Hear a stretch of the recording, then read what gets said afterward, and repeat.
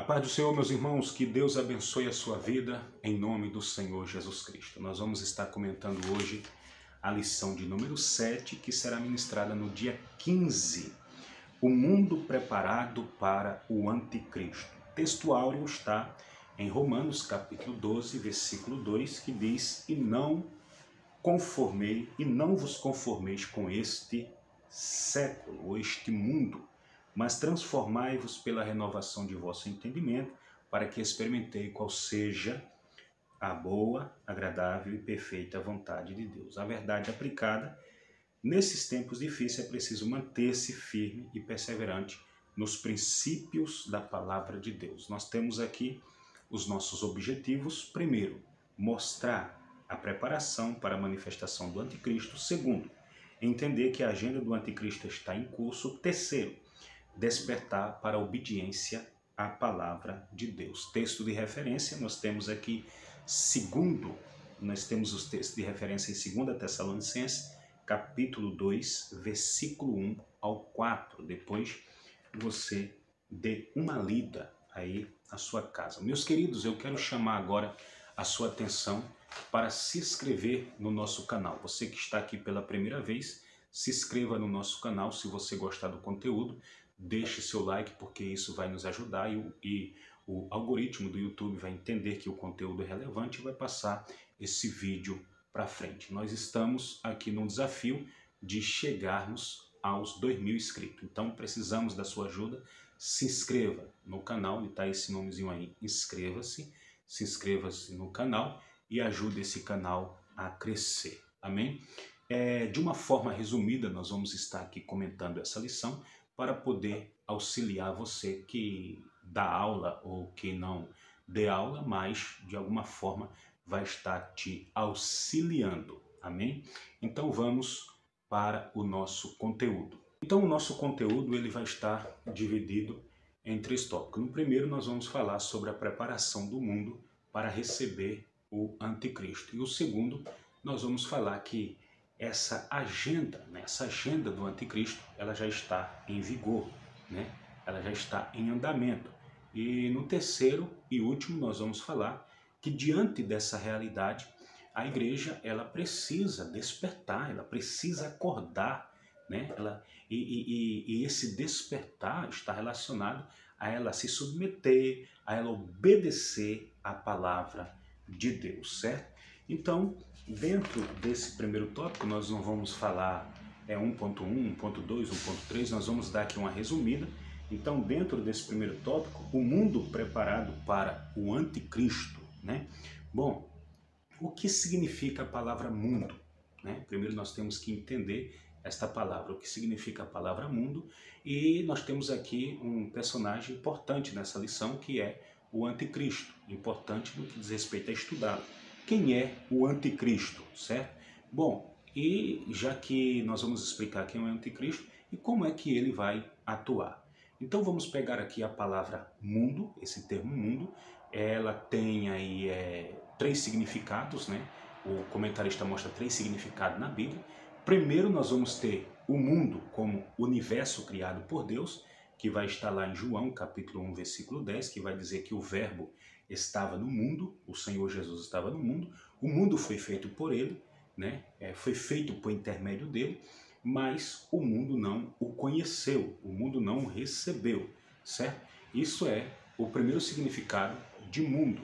Então nós temos mundo, o mundo constituído de pessoas, né? O mundo constituído de pessoas está em João 13,16, porque Deus amou o mundo de uma tal maneira que deu seu Filho unigênito para que todo aquele que nele crê não pereça, mas tenha vida eterna. Aqui está falando das pessoas, dos seres humanos, né? Mundo aqui como pessoas. Nós falamos de mundo como mundo físico, mundo como pessoas, e agora o terceiro, mundo como sistema corrompido pelo pecado.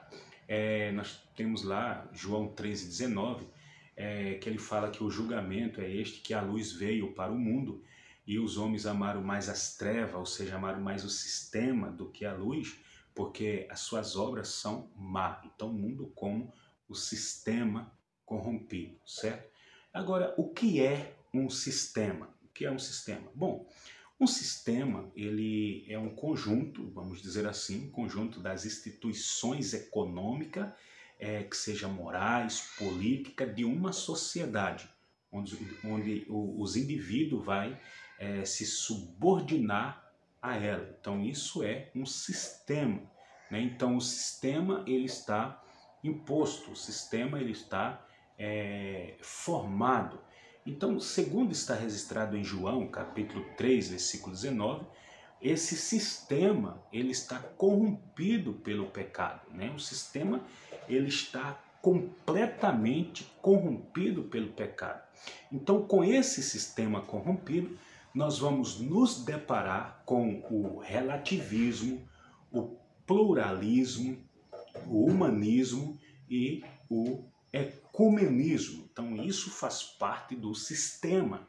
Então, o que seria o pluralismo? O pluralismo está ligado a uma vertente que diz que existem várias verdades. Por exemplo, para nós que somos cristãos, a verdade absoluta é Cristo.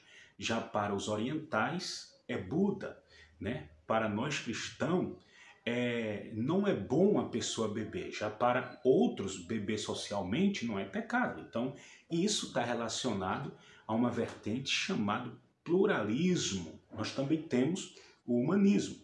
Na linguagem humanista, o homem é o centro, certo? Sempre ele traz, vamos dizer assim, ele traz sempre uma linguagem antropocêntrica. Por quê? Porque o homem é o centro nessa linguagem humanista.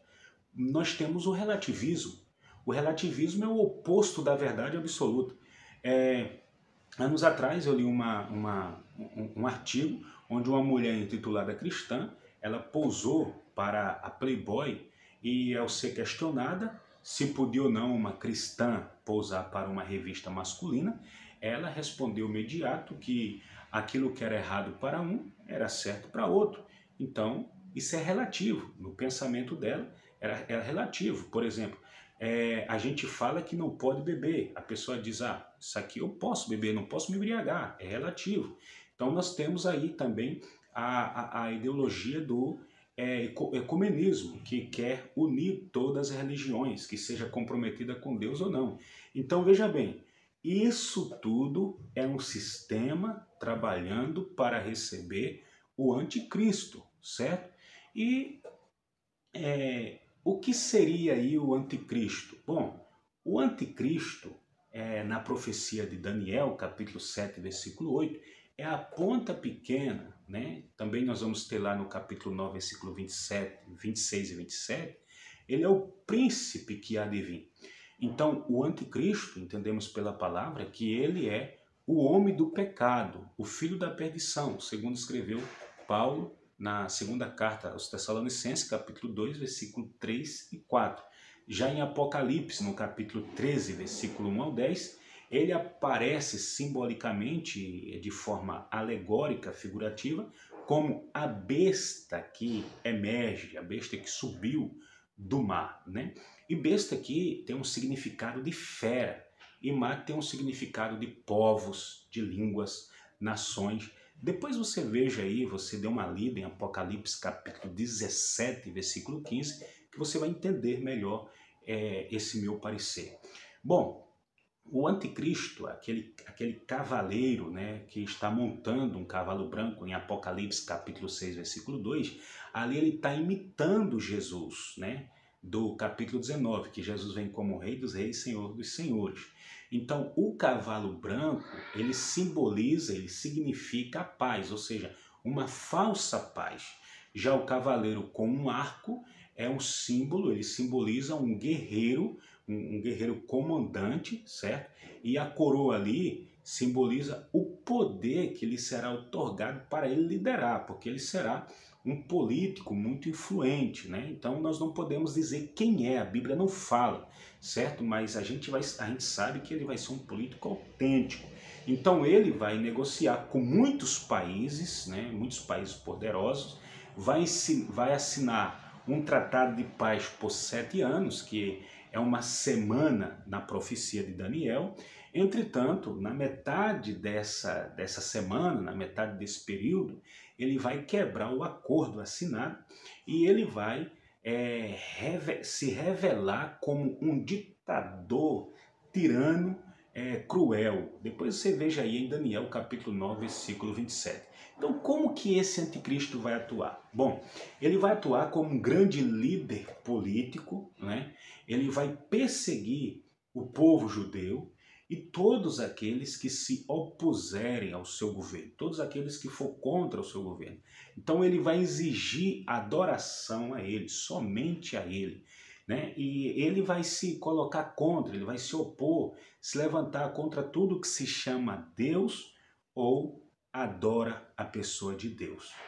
Então, dentro do segundo tópico, nós vamos ver que diante desse sistema, né, existe aí uma agenda, né, uma agenda que ela está em andamento. E essa agenda vem agindo para que nações aceitem as suas pautas, né? E quais são as pautas colocadas por essa agenda global? O aborto, a liberação das drogas, a regulamentação nas emissoras de TV e mídias sociais, ideologia de gênero, casamento com pessoas do mesmo sexo, poligamia e tantas outras coisas. Então a gente está vendo que isso está em vigor, né? O cenário já está montado para a chegada do anticristo. É só a igreja ser arrebatada, isso tudo vai acontecer, ou seja, a manifestação dele vai acontecer, mas o cenário está montado.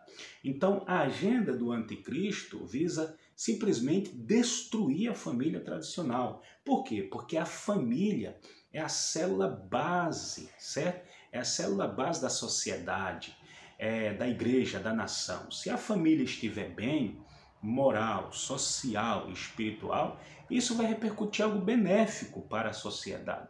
Por outro lado, se a família estiver ruim, isso vai repetir algo negativo para a sociedade. Então, a família bem, eles estão trabalhando para desconstruir os valores fundamentais na família. Então, o espírito do anticristo, ele vem lutando para manter a família fora da presença de Deus, para manter a família distante da presença de Deus. Porque ele conseguindo isso, certo? O que é que vai acontecer? O homem sentirá um vazio na sua alma, porque o único ser que preenche o vazio da alma do homem é o Senhor Jesus, é o Espírito Santo. Então, sem Jesus, esse vazio vai se aflorando e vai criando vários problemas psicológicos, como insônia, ansiedade, depressão, síndrome do pânico e tantas outras doenças psicomáticas, entendeu? Então, diante dessa realidade que nós estamos presenciando, qual é o papel da igreja e da família? O papel da igreja e da família é pregar a palavra de Deus, certo? É ensinar os filhos para que eles não se corrompam na escola, com tantos ensinamentos errôneos que tem na escola e ensinamento bom. Estou falando, existe ensinamentos que vai de encontro aos nossos valores, certo? Então também nós temos que lutar para levar a nossa família à escola bíblica dominical. Temos que fazer cultos domésticos. Então temos que estar preparado contra tudo que se levanta contra a verdade absoluta. Então no terceiro tópico, de uma forma resumida, nós vamos falar diante dessa realidade aqui que eu citei, né, que a igreja ela também tem que despertar, ela tem que despertar para a obediência na palavra de Deus, ou seja, ela tem que se voltar, ela tem que se submeter à palavra de Deus, tem que estar comprometida com a palavra de Deus. Por quê? Porque não podemos nos moldar aos padrões impostos pelo sistema. Existem muitos padrões impostos pelo sistema. Mas antes nós temos que transformá-los pela renovação do nosso entendimento, como está em Romanos, capítulo 12, versículo 2. Se isso não acontecer, né, nunca sentiremos o poder do verdadeiro evangelho. Por quê? Porque nós estamos também corrompidos. Então tem que acontecer uma transformação para a gente sentir o poder do evangelho. Então o apóstolo Paulo vai dizer na primeira carta aos Coríntios, no capítulo 9, versículo 27, ele diz: antes subjugo o meu corpo e o reduzo à servidão, para que pregando aos outros eu não venha a ser reprovado. Ou seja, Paulo tem uma luta ali com o seu próprio corpo, mantendo o seu corpo subjugado. Por isso que ele vai dizer em Gálatas capítulo 2, versículo 20, que já não vive mais ele, mas Cristo vive nele. Então nós temos que manter o nosso corpo subjugado, né? Para que nós não venhamos ser reprovados, né? Na nossa pregação. Não podemos viver só de teoria, certo? Nós temos que vivermos de prática. Lembra que o que fez Pedro e João? Não tenho prata nem ouro, mas o que eu tenho eu te dou. Levanta e anda. Então, para que esses milagres venham a acontecer na prática, é preciso mantermos uma obediência à palavra de Deus, né, e não se moldar aos padrões do mundo. E assim vai acontecer muitas coisas que aconteceram na igreja primitiva, porque Deus não mudou, Deus é o mesmo. João, volta a dizer, João e Pedro e João vai ao templo, né, orar, e ali tem uma pessoa pedindo esmola. Ele diz assim, ó, não tenho prata nem ouro, mas o que eu tenho, isso eu te dou. Em nome de Jesus Cristo, levanta e anda. Então, podemos nesses últimos dias ter só a prata e o ouro, que está relacionado ao dinheiro, mas não temos o levanta e anda. Precisamos do levanta e anda.